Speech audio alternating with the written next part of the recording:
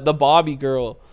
Bro, what do you think about her podcast? Okay, let's talk about that. Dude, okay. I love her, Okay. bro. I'm a fan. Okay. I'm glazing. Yeah. I love the like the super like calm passive comedy, like where it's just, and I think the one she did with the funny Marco guy was like the best one. That was hilarious. And Was I'm that her just- first I one? think that was her first one. And I'm just curious like how she got started, because everyone's saying how she's like an industry plant. Yeah. I mean, I saw a clip on BFF's podcast, I think, where she said she paid someone $300 to like get her connected with Drake. But do you think that's true? Do I you don't think, know. Okay, realistically though, do you think someone was able to convince Drake, hey, go on this random person's podcast? No way. So what's your definition of an industry plant? Like, does that mean it's planned within? My definition of an industry plant is someone that like, okay, let's say I never had a podcast, you never heard of me. Okay. And I was me, Bradley Martin right now. I would be an industry plant if no one ever heard of me. And now I can't say this about the Bobbi girl because she was doing TikTok for a long time. Okay. So I'm not saying she's a plant in that sense, right? Yeah. But to get Drake, that was like where I was like, wait, what the fuck? So That's if I was a nuts. guy with nothing and I was like, I'm going to have a podcast, and the first person on my podcast was like Drake, that means like I had a direct hand next to someone to like get a favor.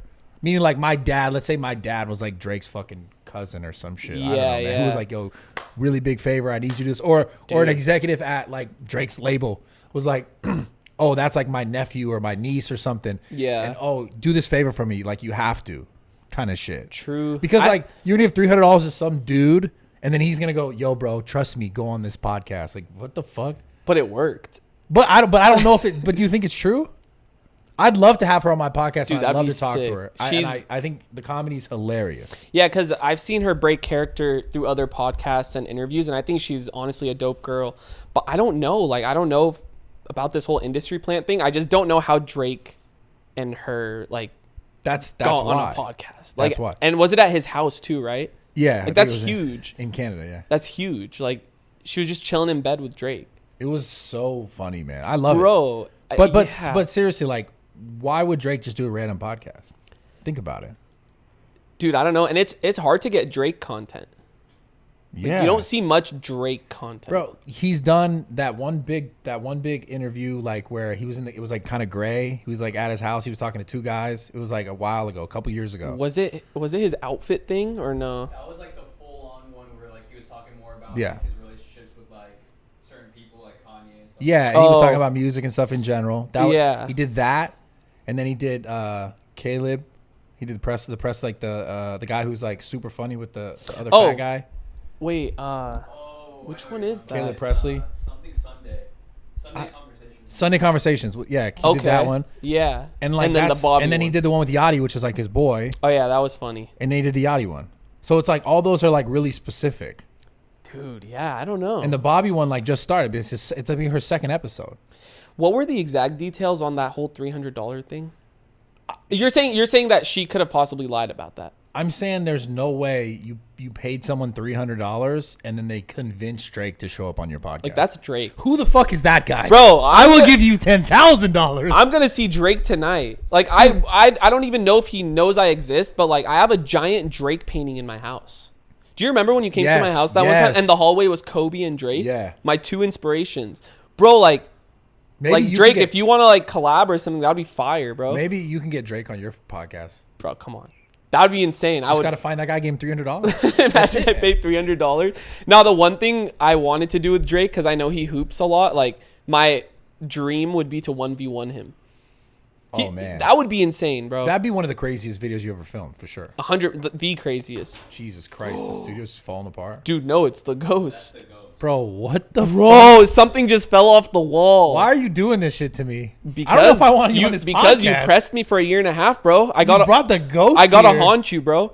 That's so Imagine I'm weird. haunting Brad. Wait, so that alarm thing was going off and it never happened. That never happens. And now something falls off the wall. yeah. Oh, you want to know what happened? So, you know that I don't video? know if we want to keep doing this, man. No, come on, chill. Listen, that video that we did at my brother's house, you won't believe what happened when I got home. Bro, I'm getting the chills, the goosebumps. So, I'm asleep after the video.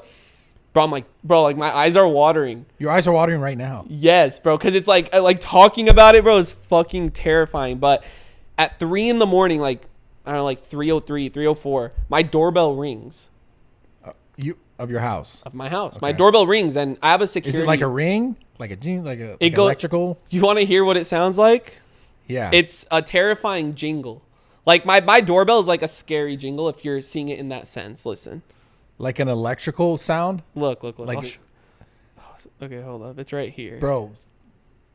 Here. So listen to this. Listen to the Fall jingle. off the fucking. I have a security at my house. Look, hold up. Listen. Bro, you literally have the scariest like church bell sound and shit. You just won't believe it though. So this was after a whole paranormal investigation at my brother's house where we experienced a lot, bro. Like a lot of shit happened, more than all of my other investigation videos. And what's crazy is it didn't ring once. It constantly kept ringing. It just kept repeating that jingle. Never happened before. I go on my outside my door and I look from upstairs. No one's at the door. And this is the scary part. So I have a security guard and I called him because at first I was like, yo, is there someone at my door? And he said no. And it's constantly ringing. I opened the door and the doorbell stopped and everyone was commenting saying, you just let that spirit in. There was a spirit at my door following me from my brother's house. And as soon as I opened that door, if you put it in that perspective, bro, the doorbell Were you videoing this? I recorded it on my iPhone because I was like, holy shit, what's going on? That's what I was like showing. That was just you just randomly opened the door and it just like stopped ringing? It stopped ringing, yeah.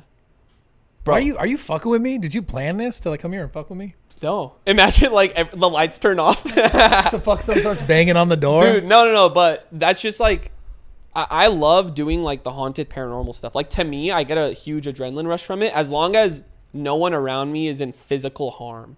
You know, like as long as no one gets harmed throughout this and as long as we're respectful, as crazy as it sounds me saying it, like respectful to the spirits, like there's a specific way you have to talk to them and Which is how?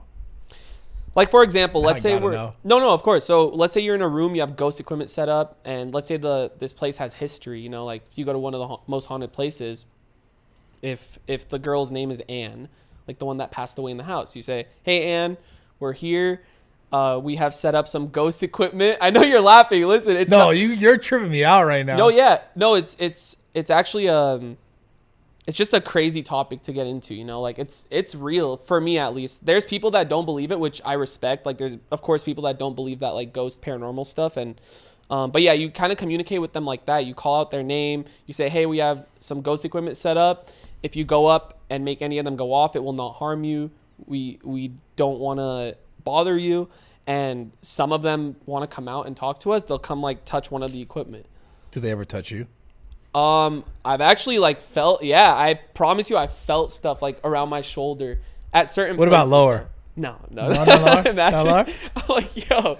You're like, no. whoa, what the fuck? That'd be Haunted lit. brothel. Yo, let's go to a haunted brothel. Find Oh, one. you can't. Why? You're too family friendly, bro. You can't do that. I guess so, yeah. How does that, do you like that? Well, That's what I was trying to ask you earlier. Are you like behind closed doors really family friendly? I know you're about family, but like, yeah, of course I'm about I feel like you family. swear at that guy. No. I swear at Jacob. I feel like you swear at that guy. I mean, if Noah like isn't recording right God or damn it, something, Noah. I'll be like, yo, Noah, can you just like point the camera here? Like, it'll be on some like chill shit. My friend. Yo, what the fuck, friend. Noah? No, No, honestly, I try to just be like calm in situations, you know.